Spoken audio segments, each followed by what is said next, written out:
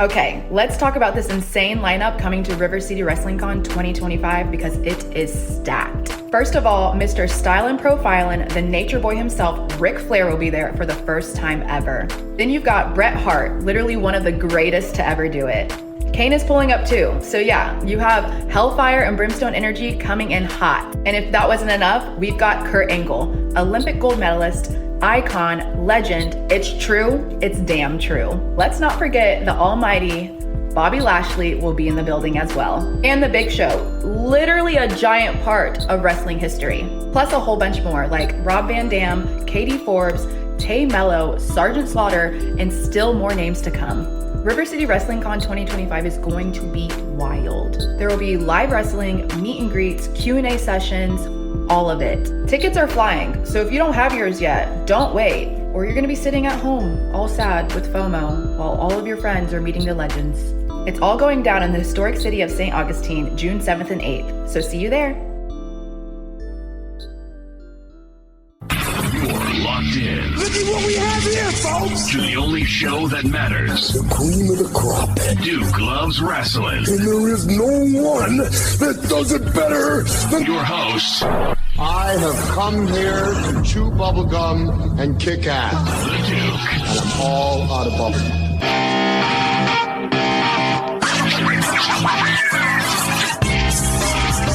All right, everybody, this is Eddie, a.k.a. Primo Colón, and I'm here with Epico Orlando Colón. And you're listening to Duke Loves Rasslin'. Brothers and sisters, stop the presses. We have a major get here.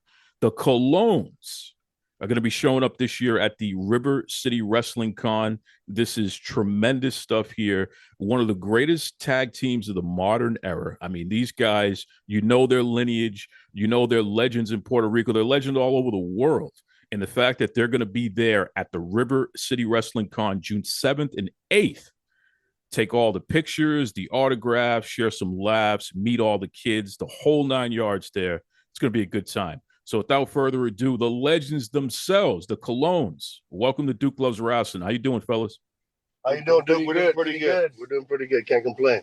Listen, man, this is pretty cool. You guys are making your debut at legitimately the biggest pro wrestling convention in the history of Florida, and per capita, one of the most successful wrestling conventions alive today. Talk to me about that. Talk to me about the fact that you're going to be at River City Wrestling Con and really what fans can expect from you. Well, we're very excited for the opportunity. I mean, we've been following this wrestling convention, River City Wrestling Convention, for a few years now, and since we've been freelancing, we've always been wanting to be a part of it, and this year finally we got the opportunity to be a part of it. I mean, it was last minute, but hey, sure enough, we'll be there, and excited to meet the fans and be able to answer some questions, sign some autographs, and just hang out and mingle and see the old boys, man. Yeah, we're pretty stacked. I mean, we looked at the card of all our good friends that are going to be there, and I'm talking about the wrestlers, and we said, hey, we got to be a part of this, man. I love that. I mean, one of the things about you guys, man, that I've always respected is just the fact that, yes, you are rough and tumble wrestlers. You came up through Puerto Rico. You know how to, if you got to put your foot up somebody's ass, you're going to do it.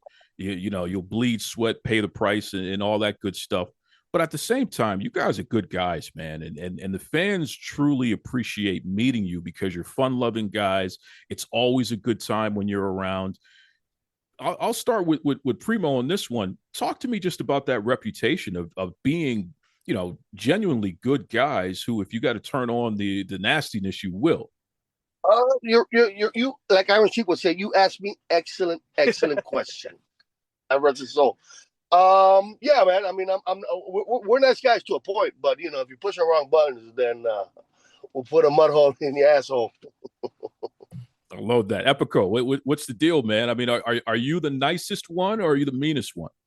I am. They call my cousin Carlito the bad cop, and Primo the bad cop, and I'm the undercover cop. I'm the good cop. My brother Carlito's the bad cop, and I'm the undercover cop. And my cousin Orlando is undercover cop. Okay, you know, this could be like a whole TV show here, the way you guys are talking. CSI, you need to reach out to the Colón family, man. We might got something going on here. You know, I love it. Now, listen. A little birdie told me, and I guess we're gonna break some exclusive news on this. Saturday, June 7th, 7 p.m. at the Villaggio Lounge inside the Renaissance Resort. I hear you guys are going to be at the lounge, having drinks, having some food, watching the Money in the Bank pay-per-view with whoever shows up and what have you. Are we going to be having a big party going on at the lounge there? Yes. This is a side note. We're great in the ring. We most of the fans know us for performance in the ring, but behind the scenes, the boys know us for the parties we throw on the back of the bus when we do those long European tours. So this Saturday at the after party, the fans might get to see little bits and pieces of us doing what we actually do with the boys in the back. And that's throwing it back, having a couple brews, and telling some good stories. I love that.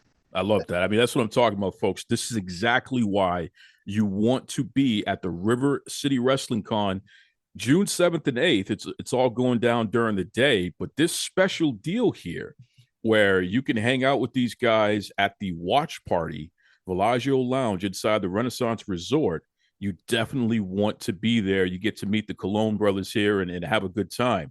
I'm telling you right now. Listen, fellas, I know that you're bouncing around and having a good time out there in the wrestling scene. It's amazing the fact that you've built up such a legendary career that you can afford to not have to stay in one place all at once. You know, you can kind of spread yourselves out there, get to see the fans all over the world. Where can we expect to see you next throughout 2025? Well, right now we're just doing our stuff in Puerto Rico. Primo's doing a lot in WWC. And up here in the States, we're working a lot with NWA, and you'll see us probably here and there in TNA and any independent wrestling company near you. That is awesome. In fact, you know what? We'll start with you, Primo. Let everybody know what's the best way they can keep up with you online and all that good stuff. And especially if anyone wants to reach out and get some business done, what's the best way they can reach out to you?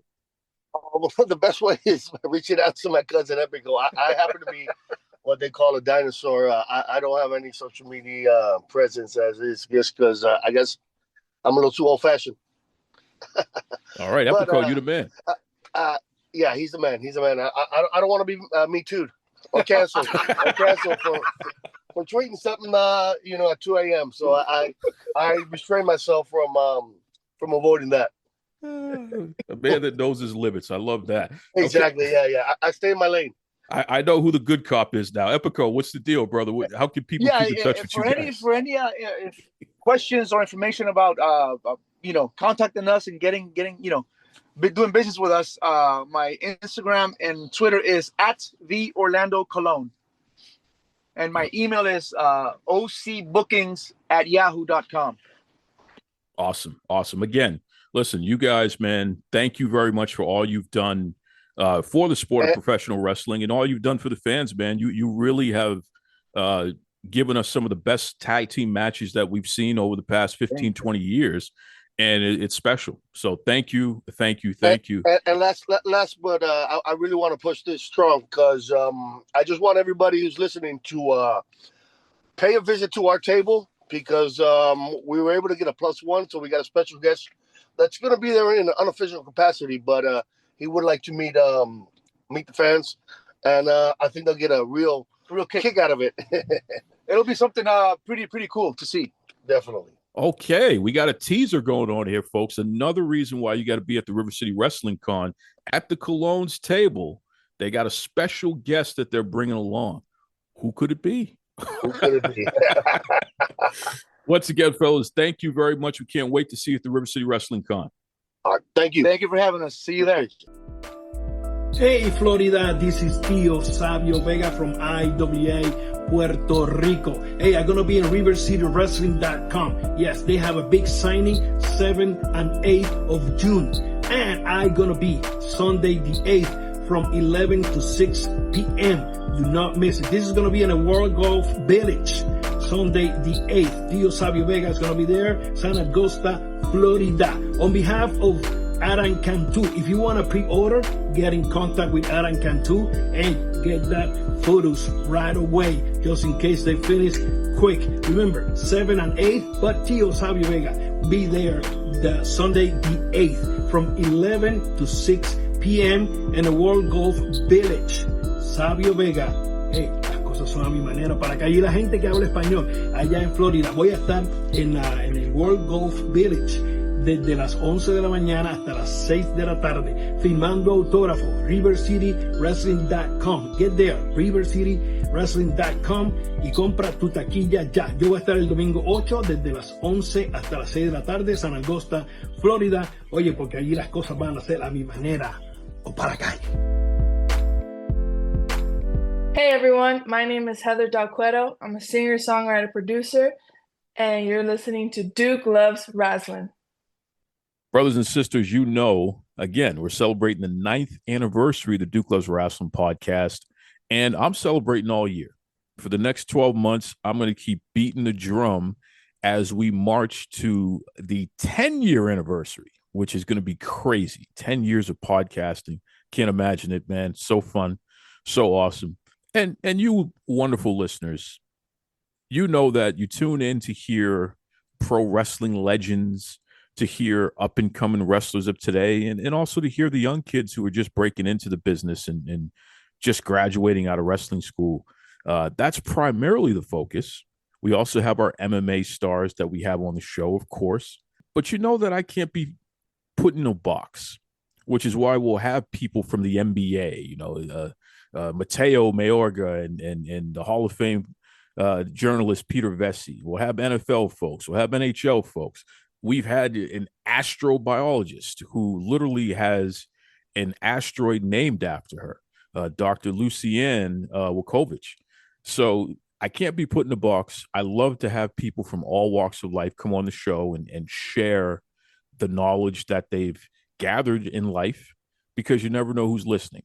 And there's not a single person listening right now that is just one way. We all have diversity in our interests. So I came across a singer, songwriter, producer, international woman of mystery, and I was just so taken by her talent that I had to just let her know, hey man, you're doing a fantastic job, and I look forward to, you know, seeing your growth. That's the cliff notes of some of the conversations we've had. And over time, we've been sharing music with each other and talking about music theory and things like that. And she's really, really a special person. So I figured, you know what? Let's have her on the show. Let's introduce her to the audience.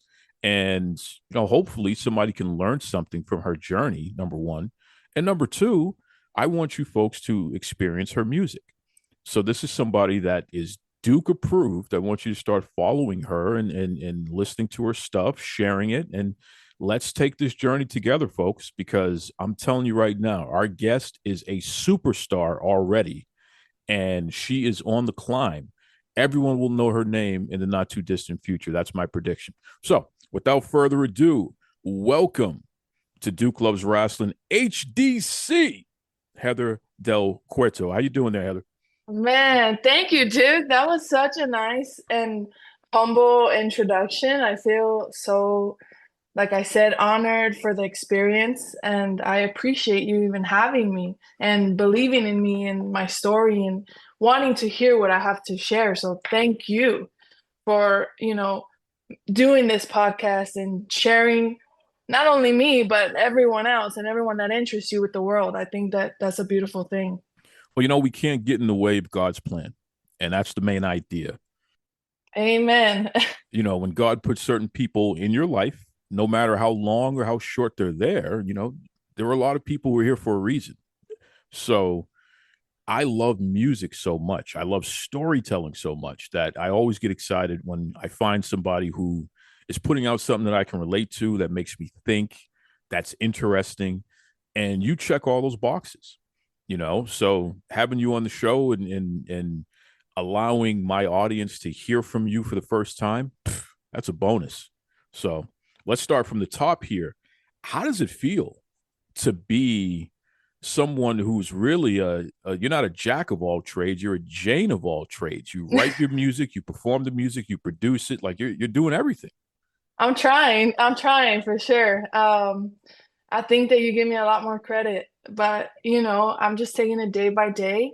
It can be an overwhelming process. I've always played, music's been a big part of my life since I was a little kid. And I've told you, it was part of growing up, but I didn't really start making my own music until the ends of 2023. And then I started learning my program just last year. So I'm taking it, step by step, and I'm trying to learn day by day what I can. But it's not an easy thing, but like you said, when God has a plan for you and it's your calling, I feel like this is my calling. So I'm just doing my best, I guess is the best answer that I could give you. You know what's so interesting about hearing you say that? And I told you this, I can't carry a tune. My audience has heard me through the years try to sing. And of course, those are always popular moments, but not because I'm so great at it, but it's the complete opposite. But doing this show, I had to learn very early how to edit audio and master and finish things, punch up the volume, turn it down, understand the difference with mics and things like that, which was a major learning curve for me because it wasn't something that I was used to. So I want to take your singer hat off for a second and speak to Heather, the producer. Talk to me just about the process of editing, because we do have a lot of content creators that listen to the show, whether they're singers, whether they're podcasters, whether they're YouTubers. Talk to me about editing and really the challenges and also the successes that you found over the past year. Okay. So, I don't think I've mentioned this to you or anyone else. As a kid, I used to do a lot of video editing. And I was a big fan, like I've told you, of Justin Bieber. So I used to do little video edits of him, and that's where my love for the video creation comes in from, because I think it's so cool. It's a way of expressing yourself in a video form. But I'm not, like, even now, I'm not the best at it. It's very difficult. It is very, like, it makes me want to pull my hair out every day. So I'm sure that people can relate to that, and people probably see others who are ahead of them and think, oh, they got it easy, or it's so easy to do. It's not easy. It's not easy. What it is you show up every day, and it's even putting 10 to 20 minutes in a day to learn something new is not a waste. So that's what anyone trying to learn, the video, the audio, put in a little bit of time, because even if it feels like it's nothing, it adds up. I can't tell you how many times I would be at home and just telling my friends, my family, I didn't do anything today.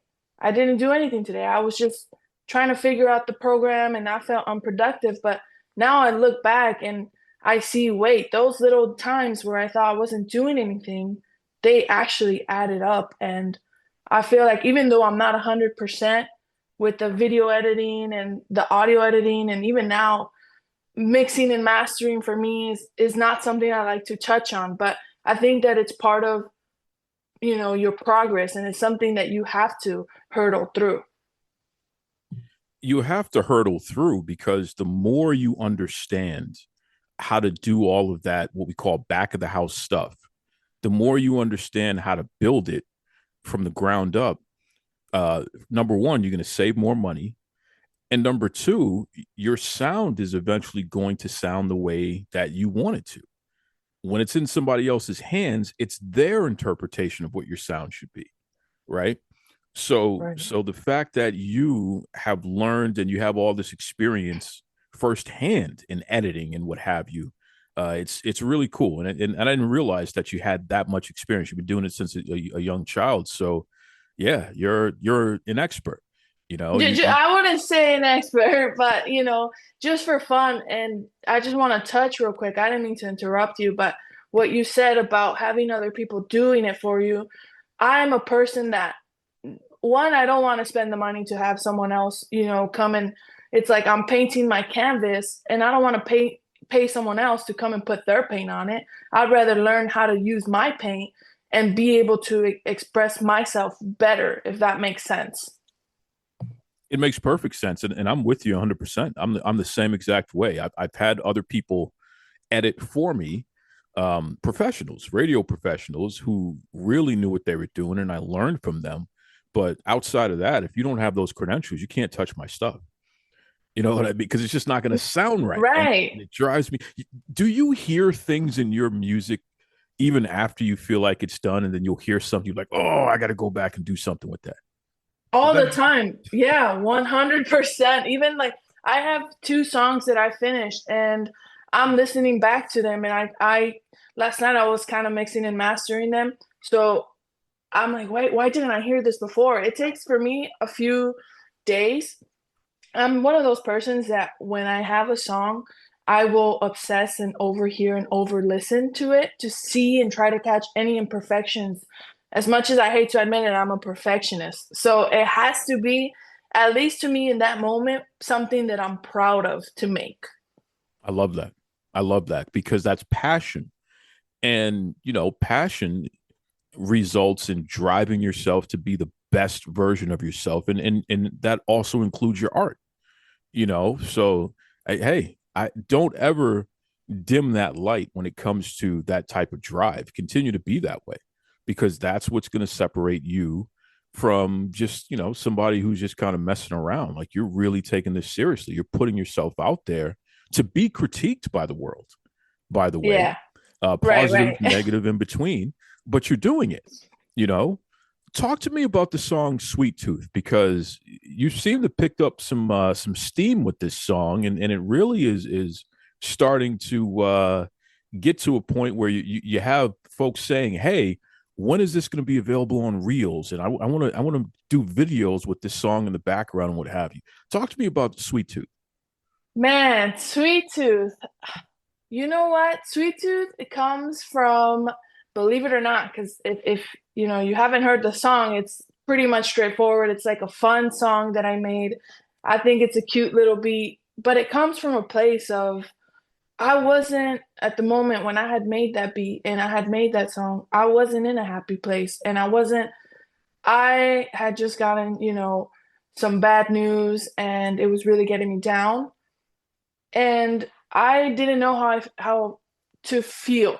So Sweet Tooth came out of a place. I remember I was driving home and I was like, you know what? Like, let me just change my attitude. Why can't we just have some fun? Let me just pretend to be in a good mood. So Sweet Tooth is almost like a little song that got me out of my depression and my little funk. And it's just fun. It's just, I know it's short. I know it's, you know, a little bit on the simpler side, but for me, it's much more than that. As all my music, it's a form of expression and what I'm feeling in the moment. And to know that people listen to it and resonate with it and feel something, that's all I could ever want. I'm telling everybody listening right now, the link will be in the bio. So you could literally, as you're listening, go into the bio of this episode and you can click on Heather's link where you'll get all of her links to her music and what have you and all the different streaming platforms. But if you can pull up Spotify, if you're listening there right now, Apple Music, whatever, go to Heather's page and check out Sweet Tooth in particular. It is an incredible song. It's catchy. Like she says, it's short, it's sweet. And it's the sort of thing that you would expect on a TikTok video. Like people are going to be doing dances to this. It's the sort of thing that you can make reels off of. It's so available to be utilized in so many different ways. I was telling my lady, Heather, that I can hear your song and I can visualize it being in TV shows and movies. Like it has that quality to it. You know I what appreciate I mean? that. You know what? It's funny you say that because I was just thinking, like, if you go back to my Spotify, I have 3 other songs out. Those 3 songs that I have out previously, I don't think they compare to Sweet Tooth. Sweet Tooth was one that I sat down and I started to, hey, let me learn the synthesizer. Let me try to learn how to play the actual drums because I'm tired of using these samples. I want to produce my own music. I want to do my own stuff, you know, and it's not to bash on anyone who uses samples or uses the little AI and the, you know, the programs. I use it all the time. I used to use it all the time. it's just I feel Sweet Tooth was the next step up in my producing career, if that makes sense. It makes perfect sense. And I can hear it after listening to your catalog. I can definitely hear that you went in a different direction with that track. And for me, it opened the door for me to go listen to everything else. So that's not a bad thing. You know what I mean? That it created enough interest that I said, okay, well, let me hear something else. And there's so much there. You're a great songwriter. I want to call that out. You were very good at expressing your emotions and detailing them in a way that people can digest and understand. And that's very important. You know what I mean? Were you writing poetry previously? Maybe as a kid. As a kid, I think I used to try to do a little poetry, but not really. I started writing, I think when I was 14. I had written a song and I said, okay, this sucks. I'm not gonna do this. And then I revisited it again after back in 2023 when I had gotten with my now husband, he kind of pushed me in the direction of you can do this, and I always knew that I could do it. I just never had, that back support that someone should have. Well, I'm going to tell you right now that that husband of yours, that may be one of your secret weapons, because my interpretation of your catalog is that in a lot of your music, you're speaking directly to him. I mean, is that fair to Yeah. say? You know what? Yeah, 100%. I say and I tell everyone every single love song and even other songs, like You'll Make Me Mad. And I think I made there's another song, Good for You, Good for Me, coming out. And he made me mad, and I wrote that song for him as well. So anything positive, negative, most of my song, it was like when I met him, that love and that passion that I had for him opened up the door for me to be able to express myself again in my music. I love that. I love that. Now, you are a Latina, correct? Yes, sir. Mexican. I'm a proud Mexican. Wow.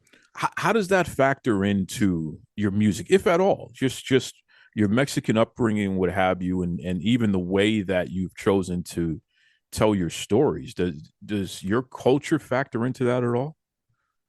Of course, 100%. My culture is part of who I am. And even though it doesn't come out in my music yet, I'm just starting my journey. So I'm planning on getting there. I've been trying to push out a Spanish song. I want to be able to feel warmed up and feel comfortable in what I'm doing now in order to continue to pursue and to always try new things. So definitely expect some Spanish songs, but for sure, my Mexican culture growing up, that's who I am. Like if you hang out with me, I mean, man, we're gonna have some carne asada tacos and listen to some old school Spanish music. It's a big part of my life. I love it. I love it. I mean, that's my family and I. We're big on Spanish music. It's always been around, especially via jazz. We're a big jazz family. My mom and I, in particular, we've gone to the Newport Jazz Festival many times. I think it's the oldest jazz festival. If it's not the oldest in the world, it's one of the oldest in the world. Definitely the oldest in America.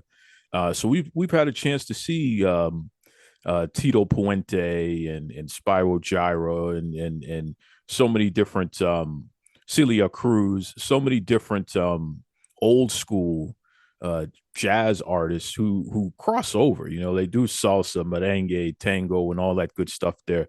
So when I hear do you like that type of music? love, Salsa, merengue, tango, I reggaeton. I actually, when I was in high school, I was taught how to dance to all of it. So I don't Oh. just like it, like I love it. Nah, I love it too, man. I can't boogie down like that, but I sure try. I Hey, love, yeah. hey, you let the music take over. It's all good. You just let the Right, music take right, over. Whatever your body does, it's all good. right. But I think that's important when you allow the full scope of who you are to have a place in the music. That's when you know that you're putting out your full self in the music. You know what I mean? So Right. So I'm excited just for the journey. Eventually, when you get to that point, like when you do put out a Spanish song and what have you, that's going to be crazy. I can't wait for you to hear that. And I can't wait to, get to that point. My thing is, like I said, I am a perfectionist. And if I'm going to release something, I don't want it to be, lazy, half lazied out, if that makes sense. I want to be able to put my all and say, okay, this is something I'm proud of right now. And I know I'll get there, but there's a bunch of little genres that you and I have talked about that I want to be able to make as well, but it's all part of the process. And I'm enjoying where I'm at right now, and I'm enjoying where I'm headed. Absolutely. I mean, the hardest thing that any creative can experience is lack of inspiration. And ironically, you're on the complete opposite right now. You're being exposed to so many different types of music and musicians that influence musicians who influence you, that it's all just a big fruit salad of possibilities for you. Right. You know what I mean? So this, again, it's cool. It's cool to be at the beginning of this journey. And, what are you going to sound like in 5 years? What are you going to sound like in 10? What are you going to sound like in 5 days? You know what I mean? Just because you're consuming so many different things and learning so many different things and allowing yourself to be unrestricted in your creativity. So it's really, really cool. Folks, all you wrestlers out there in particular, pay attention to Heather, because you never know. She could be somebody who could put together your next theme music, which, as you know, theme music is a major part of pro wrestling. When you have a good song that you walk out to and the crowd is cheering you, what have you, that can get you over. That can mean the difference between being a mega star or not, regardless of what you do in the ring. I'm telling you right now, Heather's stuff is that good. So definitely. Speaking of which, Heather, let everybody know what's the best way that they can continue to follow you. More importantly, hear your music. Plug away where they can go. So I'm everywhere. I'm everywhere, guys. So I'm on Instagram, Snapchat, Twitter, Apple Music, Amazon Music, Spotify. And you know what? I feel like I was meant to be an artist, because thank God that my username is the same everywhere. It's Heather Del Cueto. I'm sure that Mr. Duke will have it in the caption. And yeah, I mean, I release most of my little sneak peeks of my new songs on TikTok and Instagram. So I would suggest there. And then, we'll go from there. I'll update you directly. I love it. Listen, Heather, again, I appreciate you. I respect what you're doing. I'm a fan of your work. And I can't wait for you to come back on the show and give us an update. I appreciate you having me. And to everyone listening, I just want to point out that I've been talking to Duke these past few days, and we've been sharing music and experiences. And he is such a good friend and a good person. I could just tell from the beginning, and I'm sure that you all could tell. So I just want to, give you your flowers and say thank you for inviting me to be a part of your space and wanting to hear what I have to say.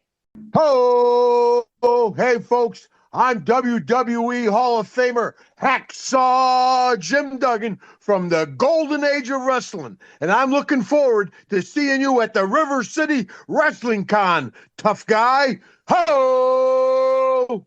Strictly for the culture every day. Stepping style in your unique way. Patterns and colors so divine.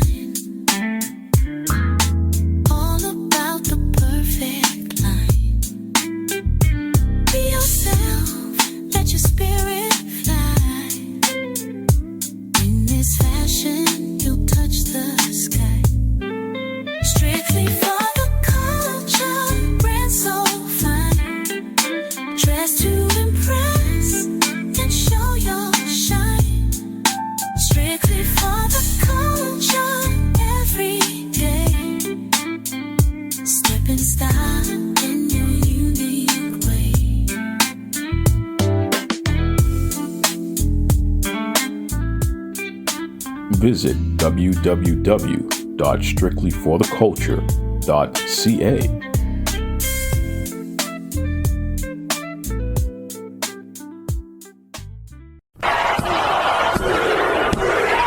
This is Tony Schiavone, and we're desperately out of time on Duke Loves Wrestling.